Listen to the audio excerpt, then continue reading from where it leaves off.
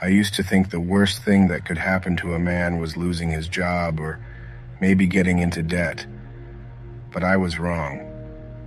The worst thing that can happen is losing your freedom and knowing deep down you didn't deserve it.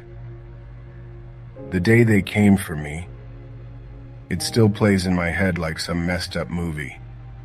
I was just getting off work, covered in grease from fixing fridges all day. My hands smelled like metal, and all I wanted was to get home, have dinner with my little girl, and maybe fall asleep watching TV with my wife. But life had other plans. The cops pulled up, sirens blaring. My first thought, someone must have been hurt. But then, they were shouting my name. My name. I froze. They told me to get on the ground. Guns pointed at me, yelling things I couldn't even process. I was too stunned to fight back. They put me in cuffs right there, in front of neighbors, co-workers. I remember Mrs. Carter from next door standing on her porch, her face pale. She was shaking her head like she couldn't believe it. I kept asking them what this was about, but they wouldn't tell me much. Something about a robbery, an armed robbery at a gas station miles away. They said my ID was found at the scene. My ID. I didn't even lose my wallet. How could it end up there? I told them I was innocent, over and over. My wife tried to fight for me too, but we didn't have money for a good lawyer. Public defenders, they just want you to take a deal, plead guilty, move the case along. And me? I refused. I wasn't gonna say I did something I didn't do. But refusing didn't help. The trial came and went so fast it felt like a dream, a nightmare I couldn't wake up from. Witnesses pointed me out in court, even though I'd never seen them before in my life. The prosecutor kept talking about fingerprints, but they couldn't prove anything. It didn't matter. They didn't need proof. I was just a guy in the wrong place, with the wrong face. Guilty. The word hit me like a brick to the chest. 15 years. 15 years for a crime I didn't commit. My wife cried in the courtroom, clutching my little girl. And me? I felt like I'd been buried alive. Prison changes you. The first day the gates close behind you and you realize you're no longer a person. You're just a number. I'll never forget the sound of that door slamming shut. It's not like in the movies, it's not dramatic. It's final. I tried to keep my head down, stay out of trouble. But trouble finds you in there.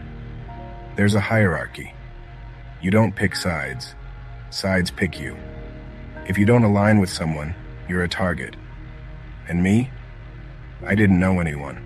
Didn't want to know anyone. But I had no choice. One guy took notice of me. Big, intimidating, but fair. He called me fresh meat, said I wouldn't last a week on my own. He protected me in his way, but that kind of protection comes at a price. There were days I thought I wouldn't make it, days I thought about ending it all. But then I'd see my daughter's face in my mind, and I'd hold on. She sent me letters sometimes, little drawings of our family. I kept them under my mattress, hidden from everyone. They were my lifeline. But I wasn't going to let them break me. I started reading, writing letters to lawyers, organizations, anyone who might listen. Most never responded, but one did. A group that helps the wrongly convicted. They said they'd look into my case. It took years of digging, appeals, and dead ends. But finally they found something. A witness who lied. A piece of evidence that didn't add up. It wasn't much, but it was enough to reopen my case. The day I walked out of that place, it felt surreal.